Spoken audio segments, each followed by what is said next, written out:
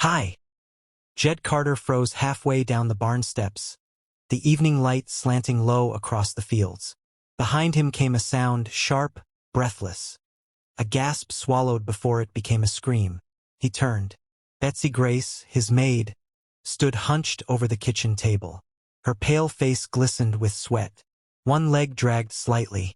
A fresh bruise swelled her cheek, and her sleeve was tugged low, trying to hide something she didn't want him to see. Jed had seen injuries before, accidents with horses or axes.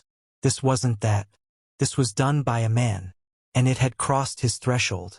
For a moment, neither of them moved. The only sound was the creak of wood and the hush of wind across the field. Betsy met his eyes, and in that glance, he saw not just pain but shame, fear. The terrible silence of someone who had been told they'd never be believed. Jed stepped off the last stair, slow as snow melting. Something inside him had just changed. Forever. 15 years earlier, Jed Carter had stood on the edge of a mountain trail with blood on his hands and dirt in his mouth, calling for a wife and child who would never answer. The landslide came without warning.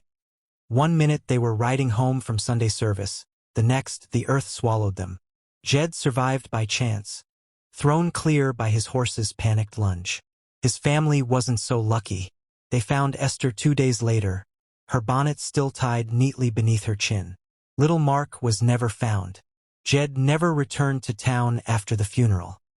He buried them on the hill behind the house and carved the headstones himself. Then he boarded up the church pew he used to sit in, let the weeds take the path to his porch, and learned to speak only when absolutely necessary. Folks in Buckhorn Creek gave him a name, the Quiet Coyote. Not for his voice but for his habits. Always watching, always alone. He built his own fences, tended his own garden, drank from his own well. On Sundays, when others knelt in prayer, he sat at the foot of the graves with his hat in his lap. Silence was his sermon. Regret, his companion. People offered help in the first year. He turned them away. The second year, they stopped asking. Jed didn't mind. Solitude didn't ask him to explain why he couldn't sleep through thunderstorms. It didn't question why he spent every autumn restaining the tiny rocking chair Mark never grew into. He had nothing left to lose, and he lived like it. Then came Betsy Grace. It was spring when she arrived, walking up the lane with one bundle, a limp in her left leg, and a voice like cotton in the wind. "I can cook," she said, avoiding his eyes. "I don't ask questions." Jed didn't either. He opened the door, set down an extra plate at the table, and said nothing when she chose the smallest bedroom at the back of the house. She worked well, rose early, kept to herself, and never lingered too long in the same room. Her presence was so quiet, it might have gone unnoticed, except for the things Jed couldn't ignore. The packed bag under her bed, the bruises that came and went like shadows under the skin, the way she flinched at hoofbeats, or how her eyes stayed open long after the oil lamp was out. Jed told himself it wasn't his business. Until that evening, when she came back from the coop, limping hard, blood on her sleeve, trying not to cry, until she gasped behind him like a woman catching her own scream. That's when Jed knew. Whatever past she'd been running from had caught up, and it was standing too close to his door. She didn't speak when Jed helped her to the bench by the stove. He fetched the basin, the same one Esther used for fevers long ago, and laid out cloths with careful hands. Betsy's fingers trembled in her lap. She winced when he pushed up her sleeve, revealing a dark bruise shaped like a man's grip. He dabbed at her temple in silence. Her breath was shallow, her eyes fixed on the floor. Then, quietly, she said, "He was waiting by the coop." Jed paused but didn't speak. Said I had no right to be here, that I was his. When I tried to get away, he hit me.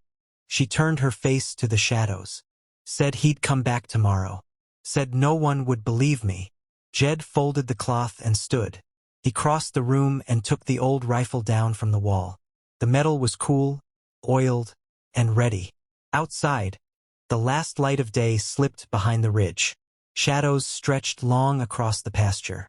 Jed walked into them without a word, settling near the hay shed. He waited, Coyotes howled somewhere far off. An owl cried once. Then hoofbeats. Slow. Confident. One rider. Tall in the saddle. Gray coat trailing like smoke.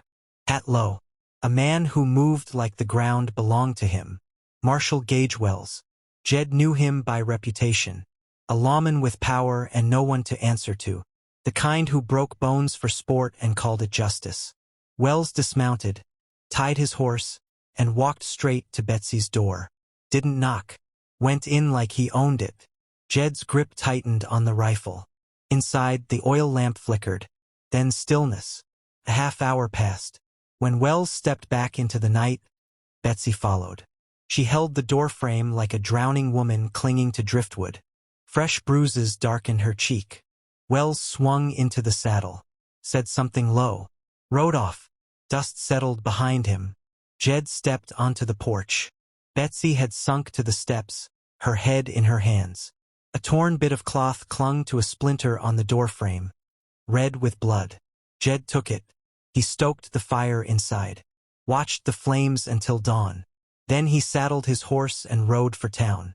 The sun was just breaking when he arrived. Smoke curled from chimneys. Shopkeepers turned their signs. A boy swept the boardwalk. Jed dismounted in front of the sheriff's office and walked in. Sheriff Bailey looked up, startled. Jed hadn't crossed that threshold in years. Jed laid the bloodstained scrap on the desk. "Found this outside my maid's door," he said. Bailey stared. Jed met his eyes. "You know who did it." The sheriff's jaw tightened. By midday, the town began to stir. The blacksmith spoke first. "Wells roughed up my cousin's girl." The widow added, "Watched my daughter like a hawk." The boy at the store whispered, "Made Pa sign over the deed. Said it was the law." Voices rose, one after another. They had all known. No one had spoken, until Jed Carter did. Then the door slammed open. Wells strode in, boots like thunder, fury in every step. "You calling me a criminal?" Jed turned to face him. Calm, steady. "I'm calling you a coward who hits women." Wells reached for his gun. Jed moved faster. In one breath, he twisted the revolver from Wells's grip and pressed the butt of his rifle into the marshal's chest. The room went still. Sheriff Bailey stepped out from behind the desk. "Gage Wells," he said, voice firm. "You're under arrest." No one cheered. But for the first time in a long time, silence in Buckhorn Creek meant something else. It meant the fear was gone. The cell door shut behind Marshal Gage Wells with a loud, echoing clang. The kind that wasn't just metal against metal, but a verdict. He didn't protest, didn't shout, just stood there behind the bars, staring out with that same quiet arrogance. Like the whole town was a mistake he'd one day correct. Jed Carter stood in the doorway of the sheriff's office, watching. No crowd had followed him from the jail. No pitchforks. No calls for vengeance. The people of Buckhorn Creek didn't work that way. They weren't loud, but they watched. And what they saw mattered. Betsy didn't come out of her room that first day. Jed didn't knock. He left a bowl of soup on the nightstand and stepped out onto the porch. The sun was setting. The barn cast long shadows. In that light, everything felt quieter, older. She didn't touch the soup for hours. But eventually the bowl was empty. The next morning, the preacher's wife brought over a folded dress and a loaf of cornbread. Didn't ask questions. Just left them at the gate with a note. "For Betsy, if she wants it." By noon, the town knew. The sheriff had arrested the marshal. Jed's name was whispered in the store, in the churchyard, even at the livery. Quiet Coyote, they still called him. But now it was said with something else, something like respect.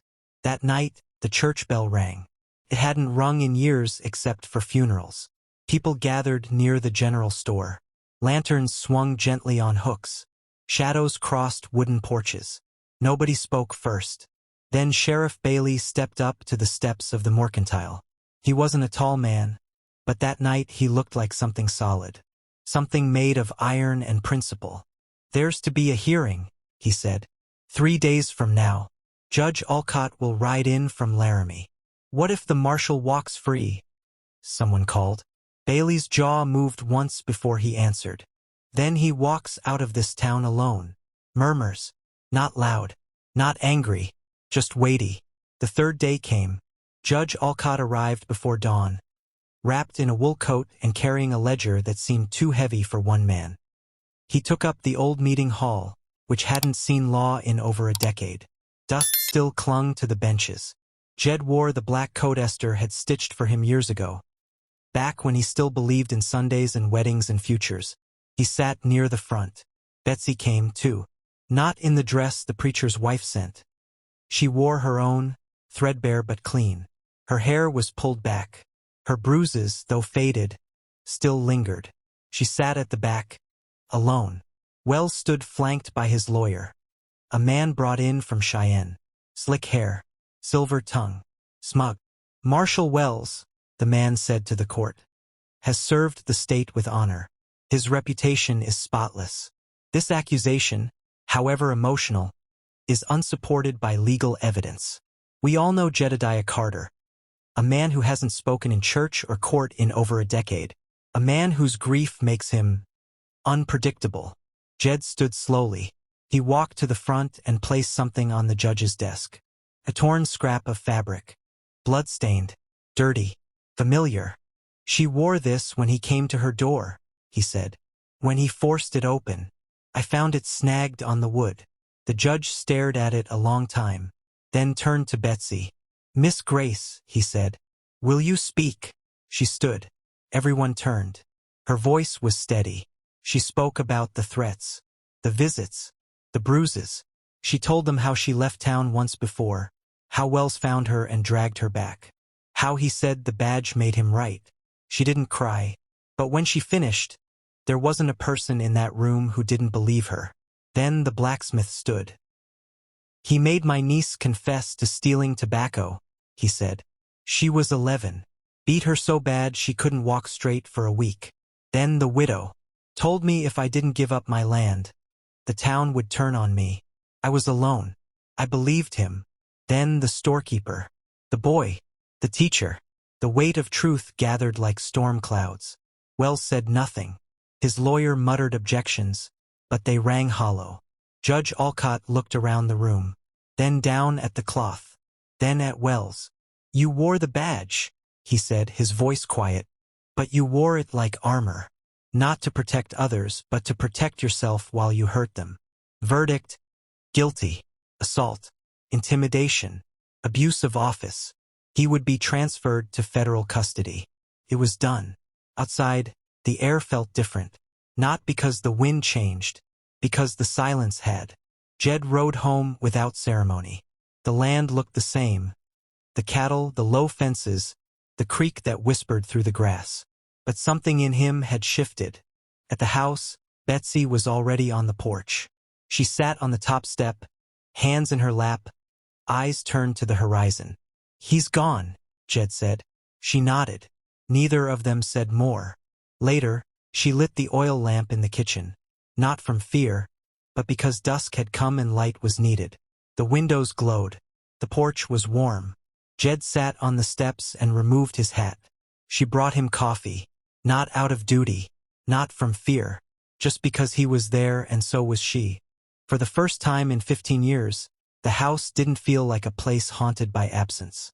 Felt like something still living. And in the hush of twilight, with the cicadas humming low and the fields whispering their slow songs, Jed Carter felt a quiet he hadn't known since before the mountain gave way.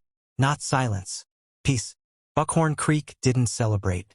The day after the hearing, the town looked much the same. Quiet windows, soft-spoken conversations, doors that creaked open with caution. But something had shifted under the surface. A thin, fragile current, as if the town had drawn one breath together and was holding it. Jed Carter noticed it in the way the preacher tipped his hat, the way the storekeeper met his eyes without flinching. No one spoke much, but when they did, they didn't look away. And yet, even silence can carry warning. 2 days after the verdict, a dust cloud appeared on the horizon. Jed saw it from the hill while feeding the chickens. 3 riders, lean horses, black coats that didn't belong to ranch hands. By the time they reached Buckhorn Creek, Sheriff Bailey was already waiting. They were U.S. Marshals. Stern men with soft leather gloves and hard eyes. One held a folded writ from Cheyenne. Another watched the town with the stillness of a man used to violence. Inside the sheriff's office, doors closed. Outside, rumors bloomed. Wells had filed an appeal. Not a formal trial, but a petition to vacate the charges, claiming emotional bias, procedural error, and extrajudicial intimidation by a civilian, namely, Jed Carter. More alarming still, Judge Alcott had vanished. He'd been expected back in Laramie 2 nights prior. Never arrived. Last seen refueling his horse at a post station outside Slate Ridge. Since then, nothing. No trail. No witnesses. No note.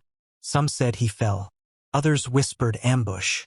But Jed had lived long enough to know when something wasn't an accident. Later that evening, Bailey rode up to Jed's porch. "They'll come for her," he said. Jed didn't ask who or why. He only listened. "Wells has people," Bailey continued. "Not many, but loyal and dangerous. They'll come to discredit her, scare her into silence. Maybe worse. If she's dead, the appeal passes. If she disappears, the case crumbles." Jed leaned back, arms folded. "You're expecting them tonight." Bailey nodded. "There's a convent outside Fort Plum," he said. "Run by nuns. Off the grid. No telegraph. They take in women quietly. It's not running. It's staying alive." Jed didn't answer right away. He just looked at the ridge beyond the barn, where the grass whispered low and the wind seemed to listen. Then, "She packed already?" Bailey smiled thinly. "She started the moment the marshals arrived." That night, Betsy stood by the window with a satchel at her feet. She wore her old dress, the one she'd arrived in. Her bruises had faded to a soft yellow, like the last edge of a dying storm.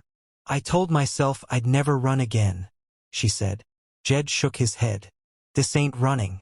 It's choosing your ground." They left at dusk. Bailey drove a wagon drawn by a stubborn mule. Jed rode flank on his chestnut gelding, rifle across his lap. The road north twisted through cottonwoods and empty ranchland. A full moon watched from above. Wind stirred the dust. Crickets whispered in the brush. Then hoofbeats. Faint at first, then louder. Too steady for wild horses. Too close to be ignored. Jed turned in the saddle and saw them cresting the ridge behind, 5 riders. No stars on their vests. No badges. Just scarves pulled high and guns ready at their sides. Bailey cursed. "They're here." Jed slowed his horse and dropped behind the wagon. He didn't speak, just stared at the riders as they fanned out across the trail. "You're outnumbered," one of them called. Jed didn't answer. "We don't want her. Just the papers. Her deposition. That's all." Still, Jed didn't move. Another voice, more casual. "Come on, Carter. Let's not make a mess of this. You hand her over, this whole thing disappears. No court. No trial. No one gets hurt." Jed chambered around. That was his answer. The lead rider sighed. "So be it." He drew. Jed fired first. The shot cracked through the night and struck the man's saddle horn. His horse reared. He toppled backward, cursing.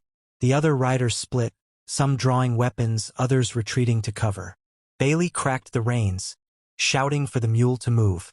Jed turned his horse in a wide arc, putting himself between the wagon and the attackers. A second shot came from the trees. Jed ducked and fired back, twice fast.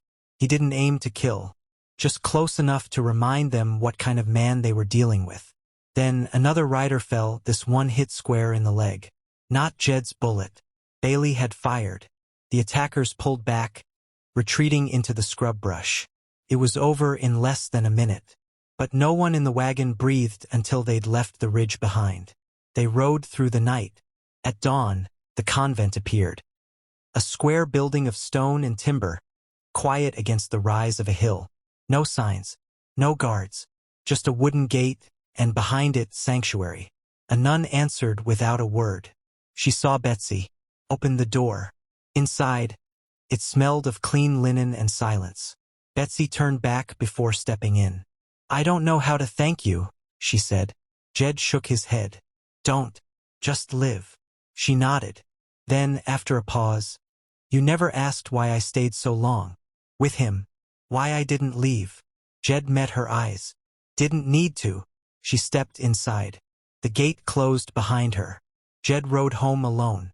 The trail back from Fort Plum was long and empty, the wind constant in his ears. He passed no riders, no wagons. Only the sound of his horse's hooves and the whispering trees kept him company. He didn't rush. When he reached the ranch, the sun was low behind the hills. The porch lamp had burned out, and the fields lay quiet in amber light. He unsaddled the chestnut, gave it grain and water, and walked inside. The house was still, but it didn't feel empty. The next morning, Sheriff Bailey arrived with dust on his boots and dark circles beneath his eyes. "She's settled?" he asked. Jed nodded. "Safe as she can be." Bailey handed him a folded page. Federal man came through, took statements. Hers, mine, even the widow's. He said this was for you. Jed opened it. A simple notice. Betsy's deposition was filed. Her account would hold in court. The charges against Wells were confirmed. A federal escort would remove him by week's end. "It's done then," Jed said. Bailey didn't smile. "Nothing's ever really done, Jed. But it's enough for now." They stood in silence for a moment. Then Bailey tipped his hat and rode off. Wells was taken without noise. No crowd, no shackles in the street. Just a wagon at dawn, a blacksmith at the reins, and the sheriff beside him. The marshal sat inside, hat low, wrists bound. Buckhorn Creek didn't cheer. They just watched. Not out of hate, out of memory. As the wagon passed the saloon, Jed stepped out from the shadows. Their eyes met. Wells didn't glare, didn't speak. He only looked. And for the first time, Jed saw something in him that hadn't been there before. Loss. The kind no badge could fix. By dusk, word spread. The wagon had cleared the pass. The marshal was gone. And Buckhorn Creek exhaled. The chapel bell rang that Sunday. The school reopened. The storekeeper kept longer hours. People lingered longer on porches, nodded to neighbors, spoke her name without whispering. Betsy Grace wasn't forgotten. She was part of them now. Jed spent most days quiet, tending his garden, feeding the chickens, mending what needed mending. But something in him had softened. He no longer sat inside after dusk. He sat on the porch, watching the hills, listening. And one evening, he climbed the ridge behind the barn and knelt beside two headstones. "I kept my promise," he whispered. The wind moved through the grass. And for the first time in 15 years, he didn't leave with his head bowed. He left with peace. The letter came in the first week of October. No return address, no seal, just a plain envelope, folded neat and slid beneath a sack of feed. Jed found it before dawn, tucked in like it had always belonged there. He opened it slowly, careful not to tear the crease. "I gave the full testimony." The judge listened. No interruptions, no doubts. "The sisters here asked me to stay until spring, help with the younger girls, teach letters, maybe even sewing. I said yes. For the first time, I said yes to something. It was signed with one word. Betsy." Jed folded the letter and slipped it into his coat pocket. He sat on the porch as the morning fog rose off the field. He didn't smile, but something inside him loosened, like a tight knot slowly giving way. Later that day, Sheriff Bailey came up the trail with a jug of cider and his coat collar turned against the wind. He sat beside Jed without a word, poured 2 cups, and handed one over. They drank in silence. Then Bailey said, "Wells is headed east in shackles. 10 years, they say. Federal labor camp." Jed nodded. "Long enough." Bailey looked out toward the barn. "Town feels different now. Calmer. Not scared. Like we all stopped waiting for someone else to do the hard thing." Jed didn't answer right away. Then, "Wasn't me who changed it." Bailey turned. "No." Jed looked out at the hills, soft gold in the low sun. "She did." The sheriff tipped his cup. "To her, then." Jed raised his. And for the first time in years, he drank to someone living. Winter arrived without warning. The first snow came in the night, quiet as breath, covering Buckhorn Creek in a soft white hush. Jed Carter watched it from the porch, wrapped in his old coat, a steaming mug in his hands. The world felt slowed. Still, he'd gotten used to stillness. But now, it didn't feel like something he endured. It felt like something he chose. The days passed in quiet rhythm, feeding the animals, mending tools, chopping wood. His house, once dim and hollow, stayed lit longer. The lamp flickered each evening. The porch stayed swept. And always, he left the second chair out, just in case. Then one afternoon, near the end of December, he saw her, a lone figure walking the trail above the barn, coat pulled tight, boots crunching softly through snow. No horse, no wagon, just a single bundle slung over her shoulder and her gaze set on the house. Betsy. She looked thinner, but not weaker. Her step was sure, even as the wind pulled at her coat. When Jed came out to meet her, she stopped just short of the porch steps. "I wasn't sure if I should come," she said, voice low. "Didn't write. Didn't want to promise something I wasn't ready for." Jed shook his head. "No promise needed." She looked toward the door, then back to him. "I didn't come to stay. You don't have to. I just needed to see it. To see if it still felt like a place someone could return to." Jed stepped aside. "It does." She climbed the steps slowly and looked out across the land. Snow dusted the fences, the chicken coop, the graves on the ridge. "It's quieter than I remembered," she said. "It's warmer now," Jed answered. She looked at him, eyes steady. Then she nodded, and he opened the door. That night, the lamp burned longer than it had in years. They didn't speak of Wells, or fear, or the weight of what had passed. They spoke of small things, of bread, of animals, of the cold, and sometimes they didn't speak at all. But there was no silence, only peace. When the snow deepened outside, neither of them moved to leave the fire. For the first time in a long while, the house was not a shelter from pain. It was a place of return. And though the future remained unspoken, the porch held 2 sets of boots, 2 cups on the table, and the glow from the windows was no longer for the dead. It was for the living. "Bye-bye,"